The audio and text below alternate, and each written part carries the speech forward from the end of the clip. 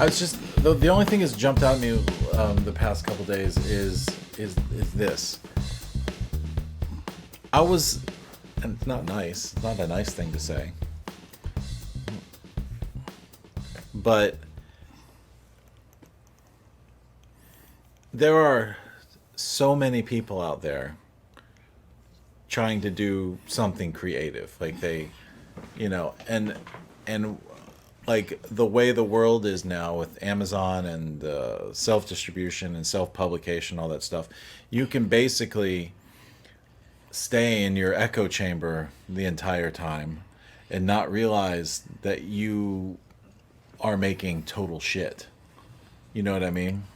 Yeah, most, not to discourage indie filmmakers, but most indie filmmakers are stuck in that. Yeah, Because they're making movies with their friends, and their friends are, oh, that's cool, and everyone's excited to be doing it. And yeah. I mean, it makes me wonder sometime if, I mean, it's like, I mean, that could be us. They could be very easily, we could be one of those people. Because we write stuff, we shoot stuff, we edit it, and the past couple of projects, we have a couple of actors that like working with us. But for the most part, it's people that are doing stuff because they need to do stuff, just like we need to do stuff.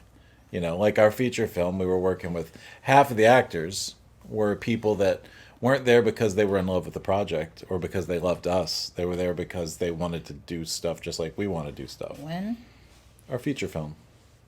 there were 4 actors. Two of them two did not give a that shit about us. loved the script Yeah. and liked us. Yeah. And the other half, that's what I'm saying, half of them were Oh, they weren't there because of us. because even the crew was there, enjoying being there anyway. Yeah. Right. But it could very easily be us. And I have to stop myself sometimes from being a snob or judgy about when I see something that's shitty. I see, oh, that looks shitty.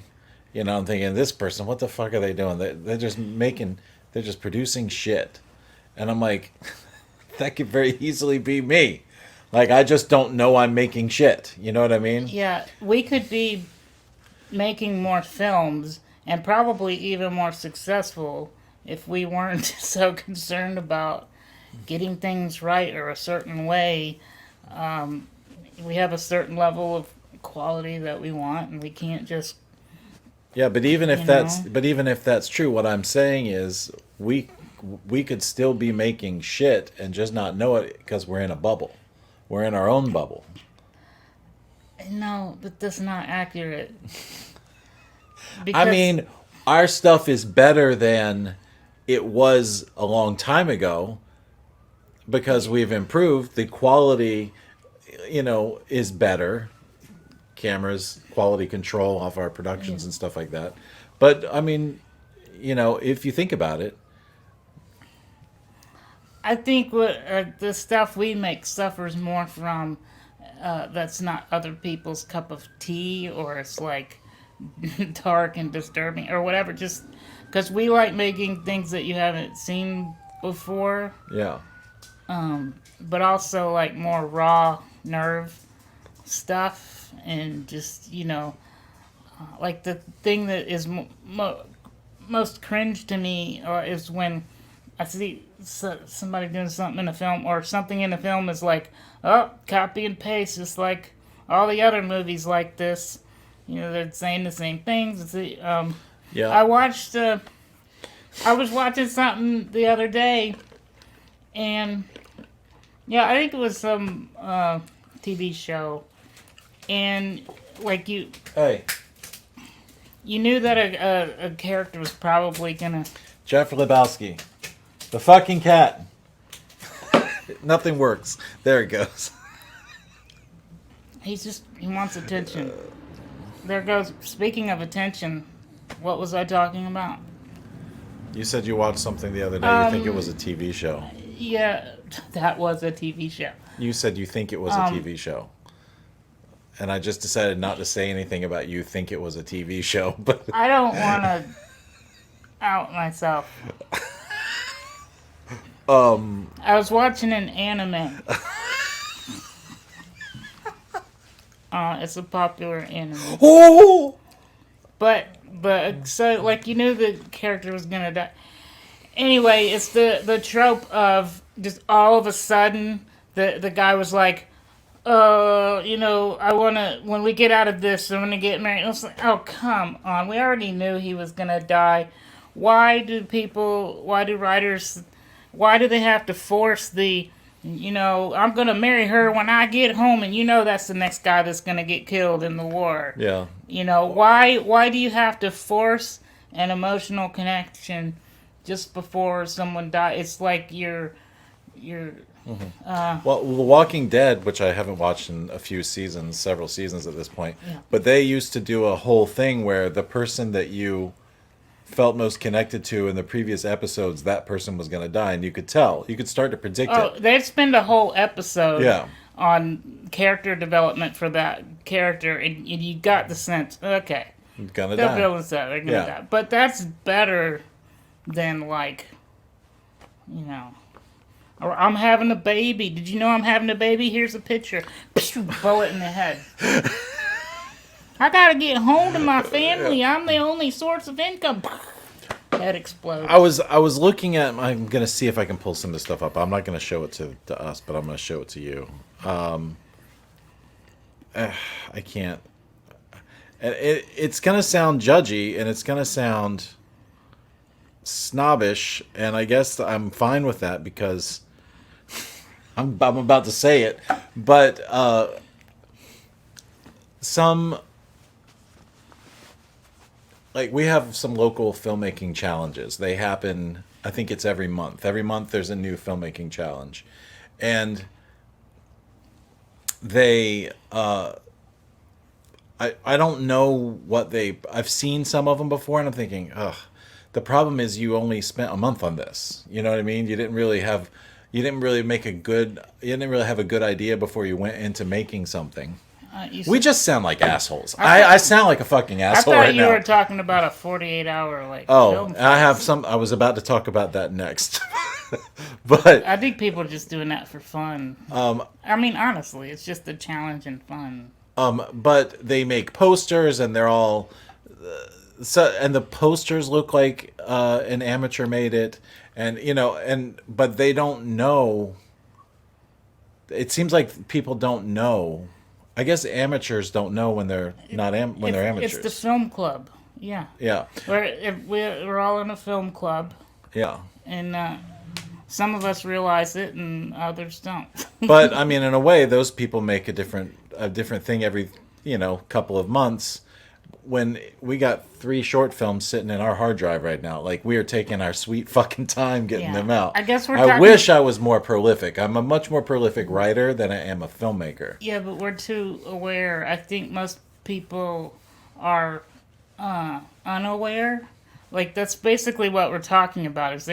Is being aware or unaware of what your stuff it looks like or comes off as to other people, to the world.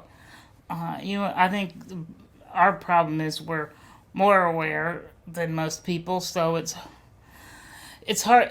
I personally have this thing where I almost can't do something unless I can do it right and do it all the way through.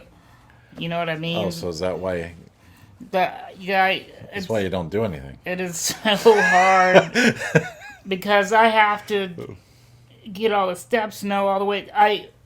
I need to do it right from the start because otherwise you end up having to do it over again. My other thing is with 48-hour film festivals. There are some filmmakers I know who only do 48-hour film festival films. It's it's always what they do. It's fun. And they do them all the time, and they are masters at getting at making great 48-hour film festival films. But they're always 48-hour festival films are sometimes like jokey, and it's like it's almost like they're aware of how funny they think they are. You know what I mean? I gotta be honest. I think there's some improv skills in that to where you have things figured out ahead of time, and then when you figure out what the limitations are, you just take this part and that part and put it together. You kind of have things.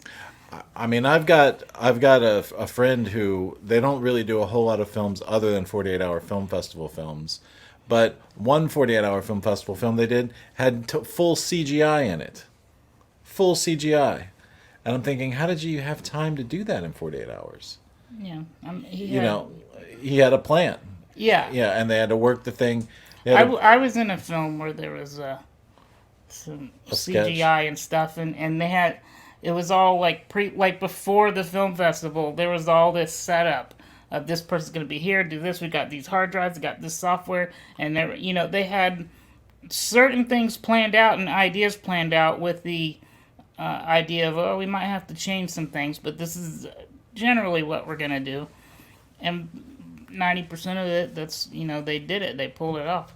But in order to do CG, you've got to have that. You got to have that planned out ahead of time. You can't just, call someone up, get an idea. Yeah. They start a festival, you get an idea, and you're like, oh, we need a CG guy. Well, let's call this guy up. Do you have time? No. They planned that out. Yeah. Anyway, I don't know.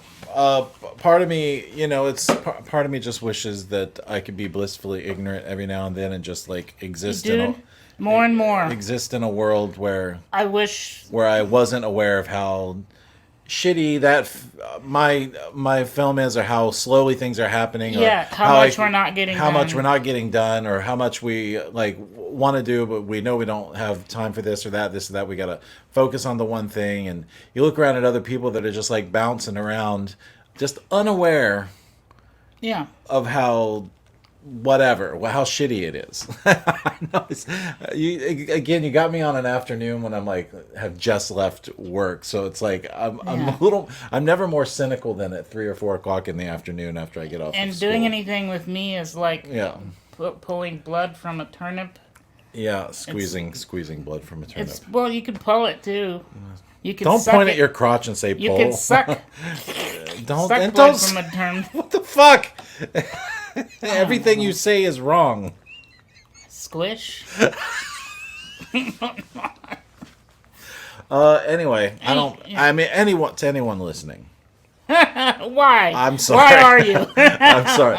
But so you were telling me about Discord. You got our Discord up and running? I spent all night doing it right. Yeah. Which is why it was just in a state of whatever. Here it is. And there's still things that we need to fill out, like a couple of like description things. I was gonna go over with you, but I got a whole welcome page.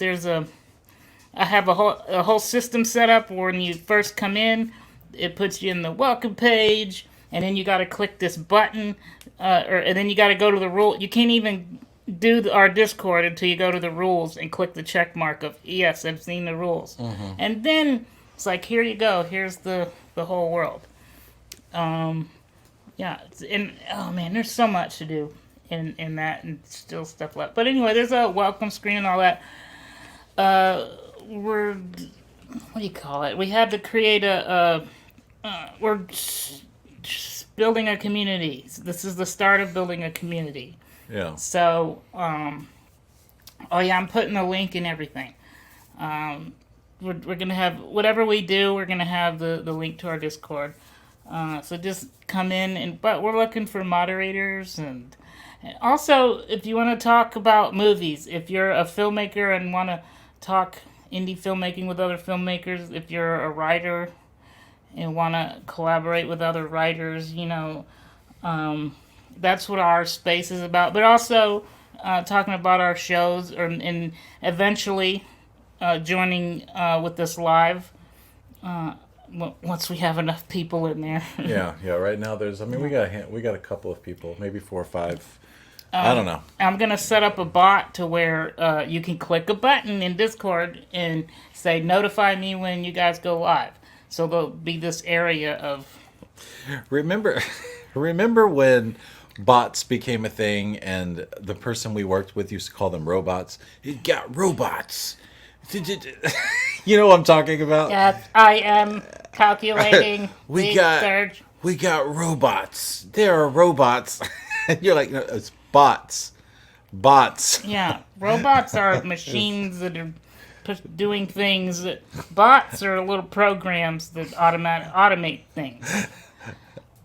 Yeah, we got bots, robots, and spiders crawling around I was just about to say spiders. the World Wide He Web, used to say spider too. which is global, national, to all the billions of people. We're going live. We're going live to thousands. In case you don't know, those of you listening, we are broadcasting live to thousands of to filmmakers. Millions of filmmakers We're around the world. We're a button click away.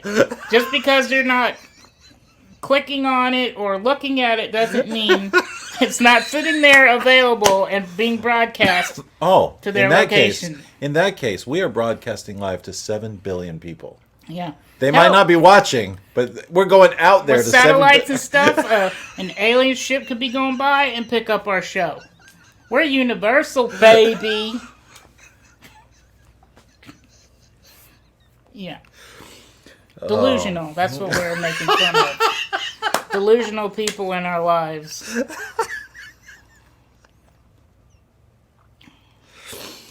Our mentor was a narcissist. He still is, actually. Yeah. It's just, oh man, you take what you can from people, and then don't put people on pedestals, because we had a guy that we used to work with that was so helpful to us in many ways. In fact, it's tormented me at times, because I've learned so much. It's like, am I wrong about him? You know what I mean? Because sometimes you want to take the things you've learned from them and say, no, I'm not going to use that. Yeah, But yeah. I was sitting there thinking the other day, because we know other people that have, sort of been scarred, and probably they don't use like the characters and all the stuff that we use still today. And a lot of it is because of how they feel about. Yeah, he tainted it for other people. And I was sitting there thinking, well, if he taught you 1 + 1 = 2, are you just gonna throw math out the window just because somebody was? Yeah. I don't know. Like you said, you got to take. Yeah. The good stuff. In fact, a quote I learned from him that is perfect for how we should deal with him is, "Eat the fish and spit out the bones." There you go. See, eventually we get to some kind of a message, something you can get out of a show. We start out with doom and gloom, and oh man, and then we eventually say, "Don't be like us." I wish I could say talking to you cheered me up, but doing the show it hasn't. Cheers us up. No. Okay. How easy you are to see. Okay, you're right. I'm not cheered up. I was just talking about. No, I am in a better mood, but not That's good. that. Not a whole lot better. Just I giggled once. Not real mirth. Just Mirth.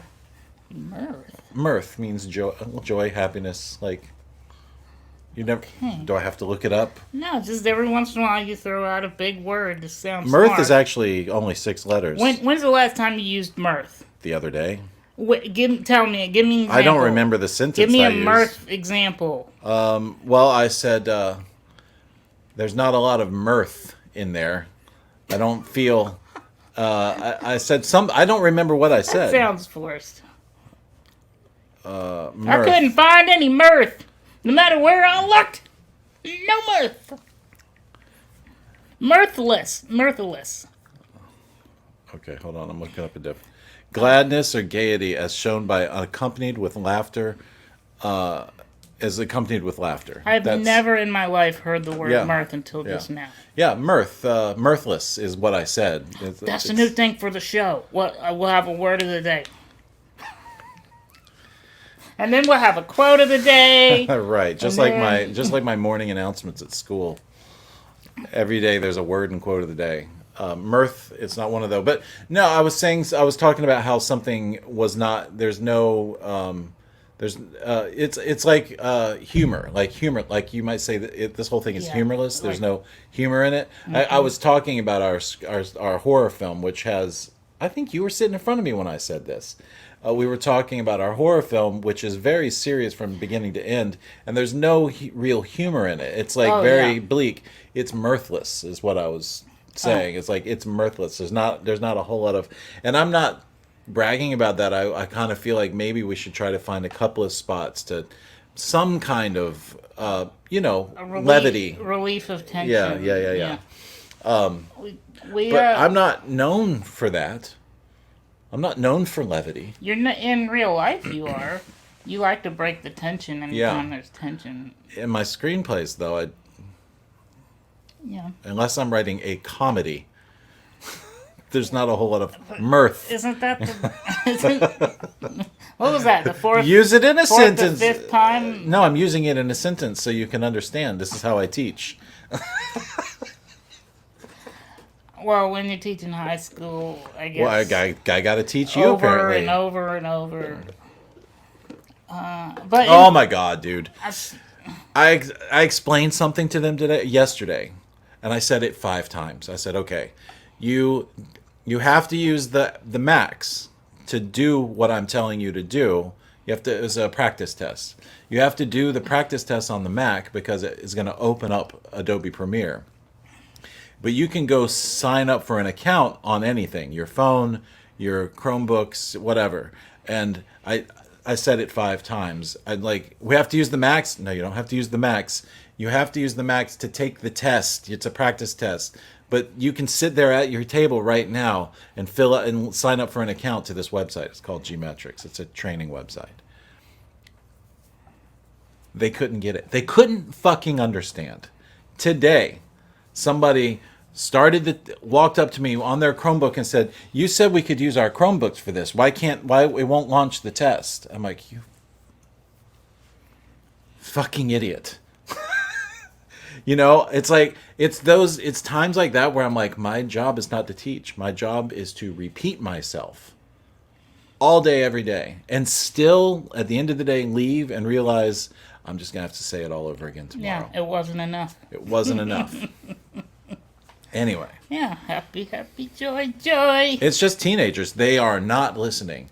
And there's phones and earbuds and AirPods and Macs, and they're sitting there playing fucking Minecraft on my school computers. I'm having to stop them from doing that. It's like they will sit there and keep themselves busy doing everything that's distracting them from doing the one thing. You should get hazard pay for the rage that you have to hold inside and not let out. And dude, I am the most patient person. I really am, especially with them. Like on campus, I'm one of the most patient teachers. Everybody's like, "How do you keep it together so well?" I was like, "Practice." I go home and yell at Brad. Nah. I'm like, I meditate. I run 5 miles 5 times a week. I burn off. I write a bunch of. You got a punching bag? I have a punching bag. I write terrible things down in screenplays. Yes. I write people that acting out all my worst thoughts. I don't know. I'm still trying to figure out if I'm doing it right or not. Are we filmmakers or are we just trying to... We're purging our Purge. demons. Yeah. Yeah. That's really what it is, though. Art is like purging your demons, and sometimes people, like Bob Ross, he was making himself feel better by doing the pretty serene whatever. But for me, I don't do it that way. I was going to say, if it was you, it wouldn't be happy little trees. I It just would be dump all my. angry, Yeah. murderous Yeah. little trees. It makes me feel good. It makes me feel better. Neil Labute, a long time ago, he's a playwright. He wrote Your Friends and Neighbors. He wrote and directed Your Friends and Neighbors. He wrote and directed Nurse Betty. He's a famous playwright, though. They said, where do his characters always very, it's almost like egomaniacal, selfish, Yeah. and they're like, where do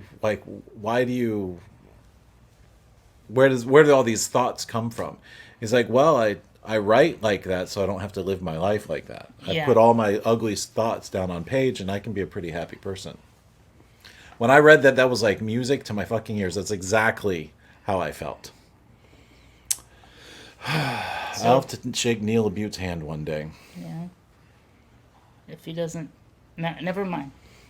I was about to go If he down a doesn't- dark road. Yeah, if he doesn't get, That's exactly what I was thinking. if he doesn't get canceled for being some sort of ridiculous, whatever. Or Rona. Or My Corona. anyway, I think we've done enough damage.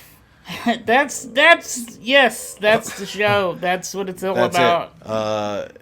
it. Yeah, that's it. I'm sorry if this episode felt like a punishment. However, again, I am absolutely sure that how I'm feeling is I'm not the only one that feels this way. I know people are out there watching people make total shit and sometimes getting awards for it because they're appealing to a certain thing. There's another person in my... I'm just going to get started up again. I'm going to get revved up again. There's another person in my feed who only makes horror movies, which is fine. Like, some people only make horror movies. That's good. Some people should stop making horror movies, like James Wan. But Don't get me started. But they're horror movies that are full of horror movie tropes. But since it looks good and sounds good, it looks like a good movie, even though it's still full of things like the creepy clown character just tilts his head to the side in a creepy moment, and it's like, ooh, that's so scary, but like not really, because you've seen it 1,000 fucking times. Right, yeah. But they keep winning awards for their horror movies because the level of the gore, or the level like the quality of the thing, the picture looks good, the gore looks good, whatever, the visual effects look good. Yeah, the score, the music. And that's my complaint in general with like low hanging fruit horror movies that are just like, oh, we're just gonna throw some creepy shit together, and then horror fans will eat it up because horror fans like horror movies. It doesn't really matter to them if it's got like... Yeah, it doesn't need to make sense or anything. It's just if some cool things happen and it shocks you or something, or there's a cool effect. Again, I'm sorry to any of our listeners who are just now experiencing me being a fucking dick for the first time. But if you'd listened to movie isms, you would have heard it a long time ago. I used to be like way up here on, we're gonna make good movies and we're gonna help other people make good movies, and now I'm just like, it doesn't matter, because you gotta make crap that makes money. Yeah. And if you don't do that, then you can't get the funds or the ability. Well, it's not even crap. You just have to, Well, I mean, yeah. Stuff that, yeah. Anyway, it's all part of the thing. So we're gonna make our stuff. Yeah, in our little bubble, and we won't know how bad it is. I still don't agree with that, but okay. I'm not saying you have to make shit. I'm just saying you have no idea how bad your thing is. I don't know about bad, but like if people don't. But then again, if people don't like it, that doesn't mean it's not good. You just have no idea how good or bad your thing is. You're proud of it. I just want to take the good or bad away and put it into a public perception, or like popular. Instead of good or bad, popular I think would be a better word, because we can make the best stuff, but if it's not interesting to the masses, right, or popular, then right, it's not bad. It's just. But what I said stands. You don't know how good or bad your thing is, because your perspective is off. Like your view of it is going to be wrong. So the audience could perceive it as bad because they didn't enjoy it, but it's not necessarily bad. Right. Okay. And you, the same person, it's like looking in the mirror and seeing all your flaws. Yeah. Oh, I look fat. This shirt doesn't fit me Everything right. we make, blah, we blah, look blah, back blah. at it, and it's like, oh, that was bad. But you don't know how good it is or how bad it is. Until you put it out there. 5 years later, maybe. But some distance. I think between... after you've made 2 or 3, you can sort of get a hint. Well, you're making solid stuff. Your film is made well, but it doesn't mean it's good. Yeah. You know what I mean? Yes. But like, you don't know if it's compelling or whatever. If you're doing what you want to do, it doesn't matter all that other stuff, but you still don't know if it's good or not. You know you're making something that's what you wanted to do. Yeah. Ultimately, that's all you can do as a filmmaker. Just do stuff that you like. Yeah, Because but there's still a lot of shit out there. yeah, and it doesn't matter. just do what you want. All right, that's it. Life is crap. That's the way it goes. And cut. Oh man.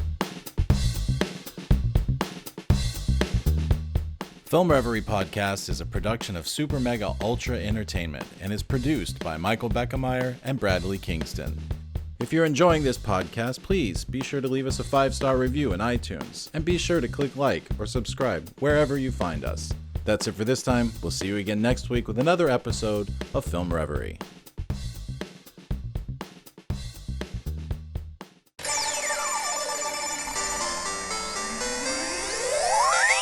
The end.